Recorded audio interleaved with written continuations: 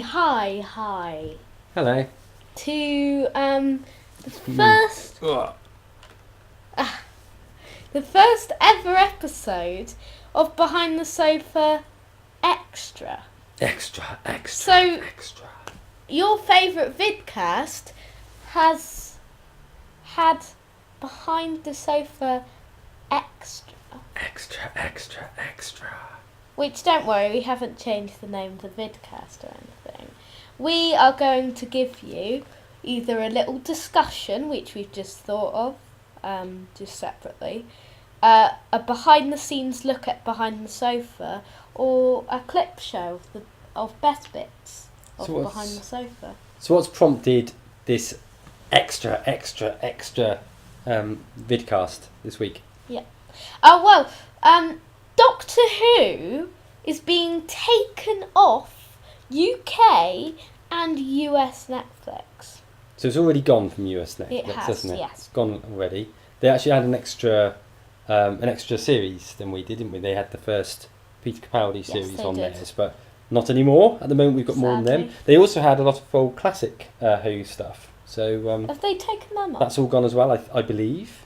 I think literally Who is no more. What about the TV in America? movie? I believe it's all gone. I haven't checked, but so it's still on UK at the moment, but only for a matter of weeks, months, something like that. So, therefore, it had us thinking. Yeah, we thought, and we got a prompt from the Radio Times website, that we should create a special looking at the 5 episodes which you should watch before Doctor Who goes off Netflix. Okay. It may be that you don't have Netflix. I don't mind if you don't. Either get it on DVD, get Netflix, or just watch this video for fun. Funsies. Yes. So, and number 5. What's the 5th one that we've got Human Nature Family of Blood, which may not be necessarily an important one. It is to me because it was the first one I ever watched. But why do you think that this should be in the top 5? Okay. If I start by saying I don't necessarily think if somebody hasn't ever watched Doctor Who before, and I know it was your first one to watch, but it's not necessarily the best one to watch first, is it? No. Because the Doctor isn't the Doctor for the majority of it. Well, he is, but he doesn't know he is. The reason I think that this is one that people should watch is because it is very different than every other episode. It is very different, yeah. The villains are really good in it. Yeah, I think the second part is better. Mm-hmm.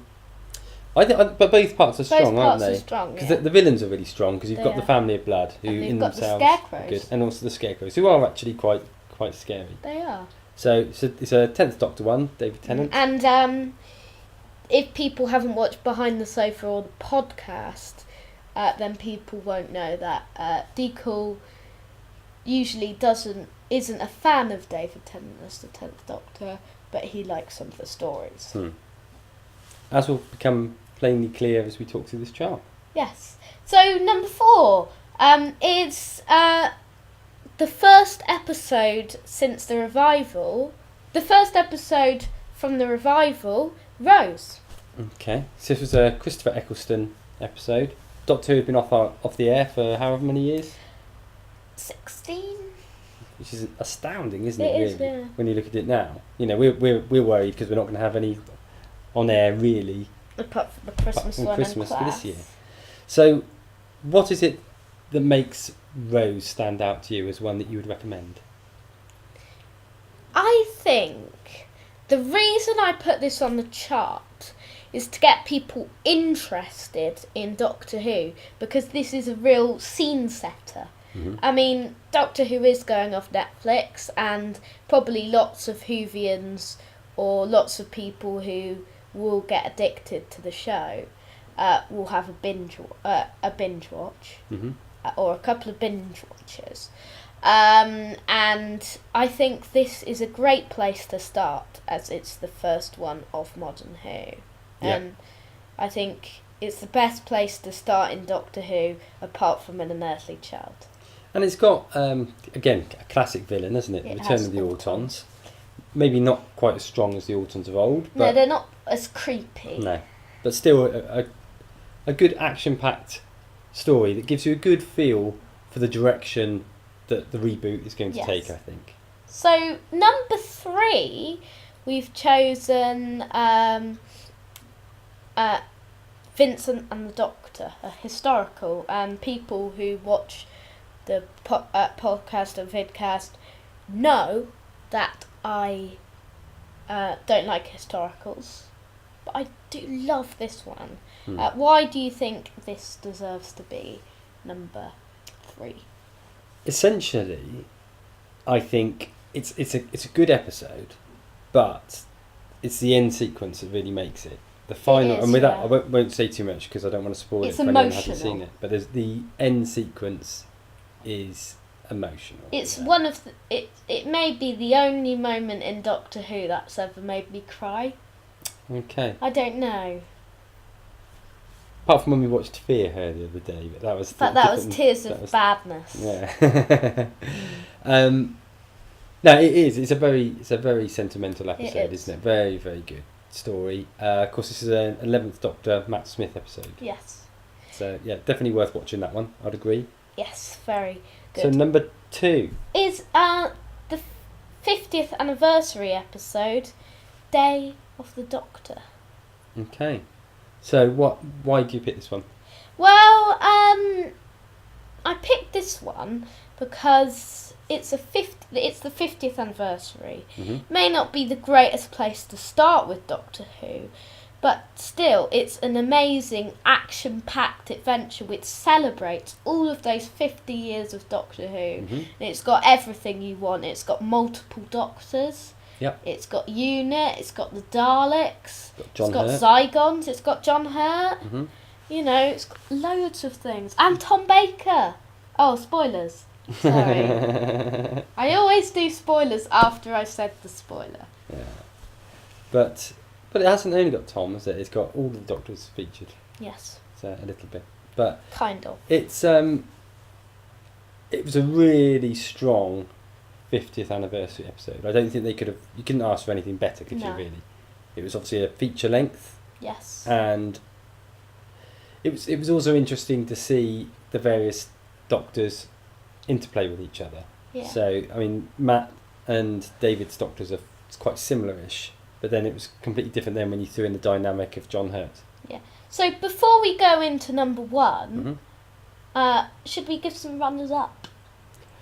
Yeah, some honourable mentions. Honourable mentions, yeah. Okay, I haven't really thought through it this bit. So. Okay, so I'm going to say 3, Mhm. which are the regeneration stories. Parting of the Ways, Bad Wolf Parting of the Ways, End of Time, Time of the Doctor.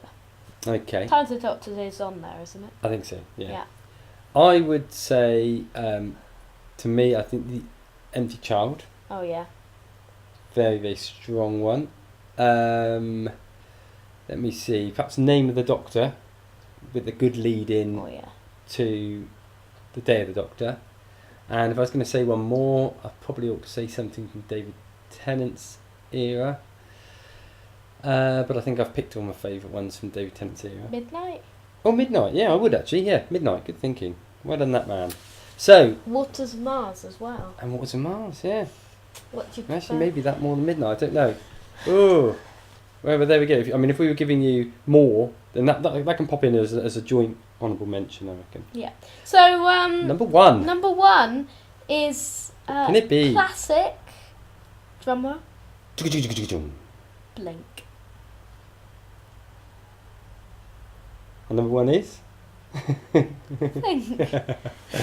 Yeah, it's got to be, isn't it? Really, and I think probably most people's charts probably be the same. That's in how much esteem I think it is actually held. Yes. Very very different because it's not your average Doctor Who episode because the Doctor isn't necessarily going to be in it much. We even did a podcast once about why Blink is a global phenomenon.